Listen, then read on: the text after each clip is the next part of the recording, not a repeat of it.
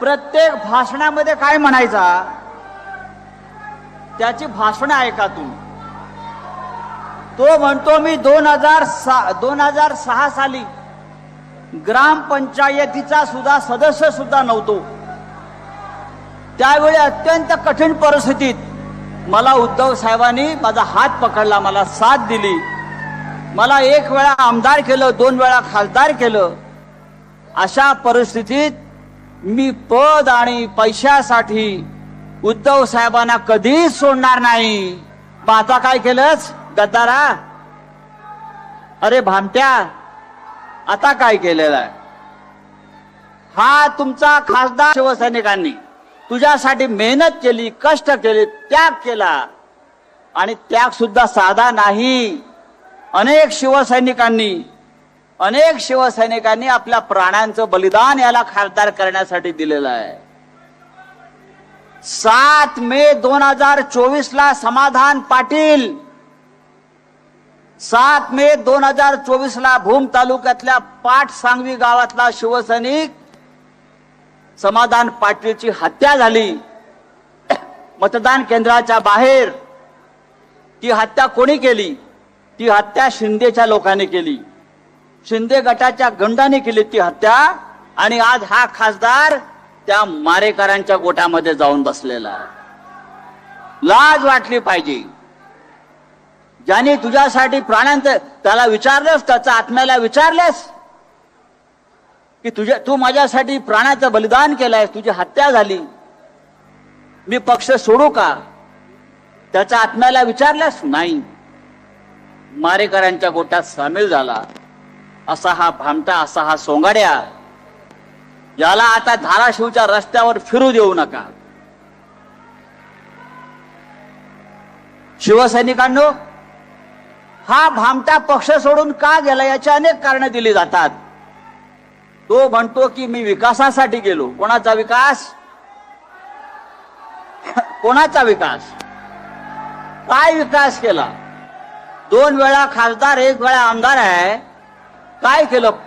या धाराशिवची का दुबई केली का सिंगापूर केलं, कॅनडा केलं? काय केलं?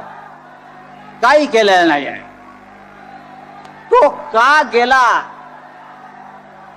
आता ऐका, तो का गेला? तो गेला कारण त्याने त्याच्या बँकामध्ये, त्याच्या पतसंस्थांमध्ये,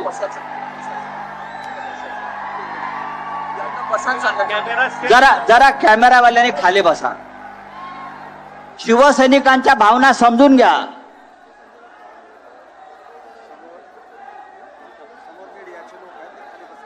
जरा शांत राहा.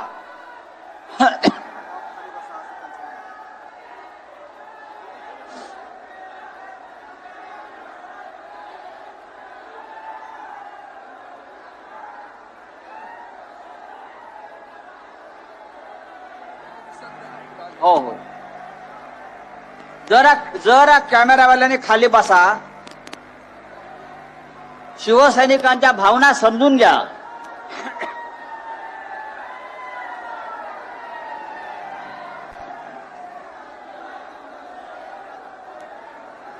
हा भामटा का गेला? प्रचंड भ्रष्टाचार केला त्याने, त्याच्या कुटुंबानं. आणि आता तर मला असंही वाटतंय त्याच्या वडिलांचा जो खून झाला, त्या खुनामागे सुद्धा काहीतरी वेगळं रहस्य आहे ना? हा गेला कारण पवनराजे मल्टीस्टेट हे जे काय त्याची कंपनी आहे, त्या कंपनीनं 500 कोटीचे प्लॉट अख्ख्या धाराशिव मध्ये खरेदी केले. त्याच्या ईडीची चौकशी लागली. ईडीचे लोक त्याच्याकडे चौकशीला आले आणि हा घाबरून शिंदे गटामध्ये गेलेला आहे. या आपल्या वडिलांच्या नावानं स्थापन केलेल्या मल्टीस्टेट मध्ये गरिबांच्या नावानं बनावट खाते उघडून कोट्यावधी रुपयाचा गैरव्यवहार केला. या तेरणातलं त्यांनी भंगार विकून पैसा खाल्ला.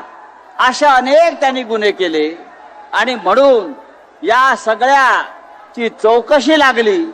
आणि ती चौकशी लागल्यामुळे हा डरपोक आणि हा सोंगाड्या पक्ष सोडून गेला. मला असं वाटतं की आम्ही 15 वर्ष 20 वर्ष एका सापाला दूध पाजलं. आता त्या सापाचा फणा ठेचण्याची वेळ आलेली आहे आणि हे शिवसैनिक त्याचा फणा ठेचल्याशिवाय राहणार नाहीत. आणि इथे पुन्हा एकदा शिवसेनेच्या विचारांचा कडवट असा शिवसैनिक खासदार म्हणून दिल्लीला पाठवल्याशिवाय तुम्ही स्वस्थ बसणार नाही. जय हिंद, जय महाराष्ट्र.